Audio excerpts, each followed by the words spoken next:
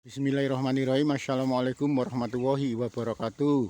Selamat siang pemirsa Liberty.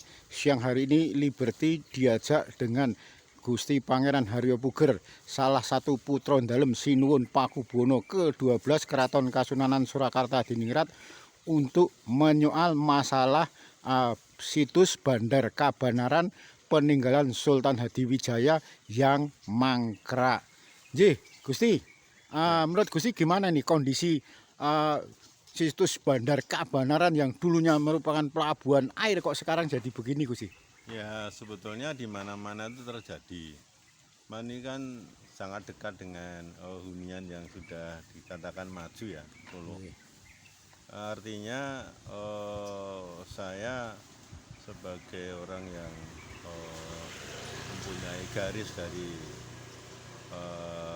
Hadiwijaya ataupun Joko Tingkir, itu juga mengamati bahwa ini dulu salah satu lalu lintas air pada masanya, yaitu abad 15 ya, kira-kira itu. Jadi ini sekarang setelah Republik dibagi menjadi dua wilayah, Solo dan Sukoharjo. Cuman tidak menyoal itu, tetapi ini soalnya adalah situs.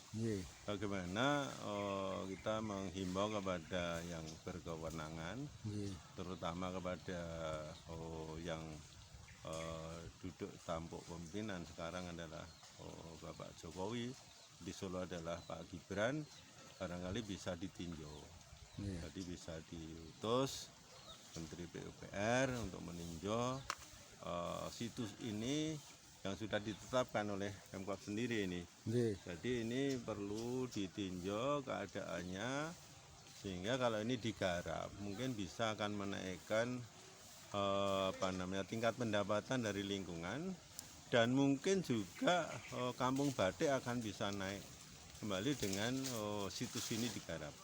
Orang akan datang ke sini, orang akan bertanya tentang batik dan segalanya, akhirnya bisa kolaborasi dengan pedagang kecil yang di sini sehingga ini hidup. Maka sekali lagi mohon Pak Jokowi, Pak Gibran, karena ini masuk Solo, kalau Pak Jokowi mungkin bisa universal ya, dua wilayah Sukoharjo dan Solo, utus Pak Menteri PUPR dengan stafnya diutus dulu untuk meninjau tentu bagaimana sih enaknya penggarapan situs Kabanaran Bandara ini, lembaga bandar, bukan bandara. Bandar itu kayak pelabuhan itu ya. Ini perairan ini untuk digarap. Gitu. Jadi kita lihat ini jembatannya sempit sekali nih. Nah, jadi ini cuma digunakan untuk kendaraan roda 2. Roda 4 nggak bisa. Nah, ini bisa, nanti kalau udah digarap tentu nggak mungkin roda 2 tok kan. Nah, roda 4 mungkin akan datang juga. Nah, tadi kalau lihat itu dari bantaran ke sana ke sini udah jaraknya udah hampir 25 meter. Jadi kemungkinan dulu ke sana itu luar biasa gede. Nah, jadi ini memang perlu ditinjau dari segi arkeologinya. Akhirnya akan kita temukan dan bisa menjadi salah satu wahana yang bisa menaikkan pendapatan per kapita di wilayah khususon Lawian dan Widania. Dan kalau orang asing kedatang itu akan menaikkan devisa otomatis itu. Ini yang salah satu harta sebetulnya ini. Ya. Jadi luar biasa. Berarti gini, Gusti, artinya ini bisa dikembalikan fungsinya sekalipun tidak seperti 500 tahun yang lalu sebagai bandar. Setidaknya dengan adanya wisata air di samping kampung batik Lawian juga terkenal dengan batiknya, terus biar nggak jenuh mereka bisa wisata air ke Bandar Kabanaran ini. Ya, jadi begini, tadi saya bilang bahwa ini harta sehingga akan digarap no zaman kelakone kan itu ya. Jadi memang ada sebuah ilustrasi yang akhirnya digunakan untuk no zaman kelakone. Kalau kelakone sekarang untuk wisata ya alhamdulillah bisa menjadi wisata air. Itu aja. Ya.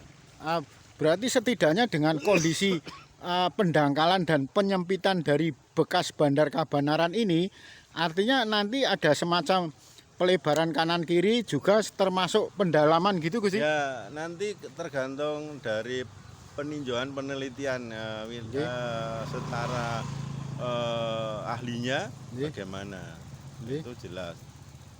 Nanti pendangkalan akan diusahakan, tentu pelebaran juga akan ditarik garis aslinya tentu. Kalau ini untuk wisata air. Nah, begitu. Lah ini kan mosok bekas bandar, bekas pelabuhan air, kondisinya mangkrak seperti ini, penyempitan, pendangkalan, bahkan airnya itu dalamnya tidak lebih dari 20 cm. Mungkin Gusti ada semacam saran tersendiri Gusti? Ya, saran saya kalau memang ini mempunyai nilai plus dalam konteks bergabung dengan Kampung Batik Pawian, tentu ini segera ditindaklanjuti lah, supaya two in one lah, dua-duanya menjadi ketemu antara pedagang batik dan juga Wisata air. Bandarnya ini itu. Ya. Karena kan kondisinya kan cukup memprihatinkan sekali nggih Gusti, dengan adanya mosok 500 tahun lalu gemah ripah gemerlapan dengan kondisi sebagai pelabuhan, sekarang begini kan. Ya, ini tidak nyalakan siapa-siapa ya, karena ini tempatnya rodo nyisih gitu ya, sehingga tidak begitu terekspos, sehingga kalau tidak kita ekspos tentu banyak orang nggak tahu sebetulnya kalau ini ada bandar yang dulu digunakan oleh Kesultanan Pajang dalam lalu lintas air. Inilah yang harus kita sampaikan, bahwa ketika saya sering dolan ke Lawian, saya diberi informasi dan saya tinjau ke sini, oh iya betul sudah ditetapkan juga oleh pemerintah, sehingga ini perlu tindakan lanjutan aja. Oke. Ya. Terima kasih Gusti. Demikian wawancara Liberty dengan beliau Gusti Pangeran Haryo Puger, salah satu putra dalem Sinuwun Pakubono ke-12 Keraton Kasunanan Surakarta Diningrat, yang menyoal masalah keprihatinan beliau terhadap peninggalan leluhur dari peninggalan Sultan Hadiwijaya Djoko Tingkir, yang pada saat itu hampir 500 tahun yang lalu Bandar Kabanaran ini merupakan semacam pelabuhan air yang pastinya kondisinya airnya cukup melimpah, dalam dan lebar, tidak seperti sekarang ini sempit dan dangkal, terjadi penyempitan sekaligus pendangkalan. Sehingga apa yang disarankan beliau Gusti Pangeran Haryo Puger sepertinya bagus sekali, tepat sekali.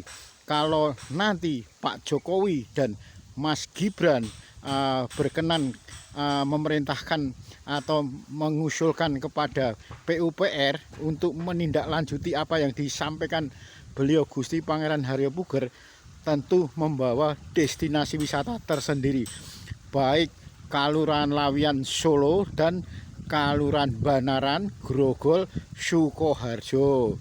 Demikian liputan Liberty yang menyoal masalah keprihatinan putra dalem Sinuwun Pakubono ke-12 Keraton Kasunanan Surakarta Diningrat, beliau Gusti Pangeran Haryo Puger, tentang peninggalan cagar budaya yang mangkrak.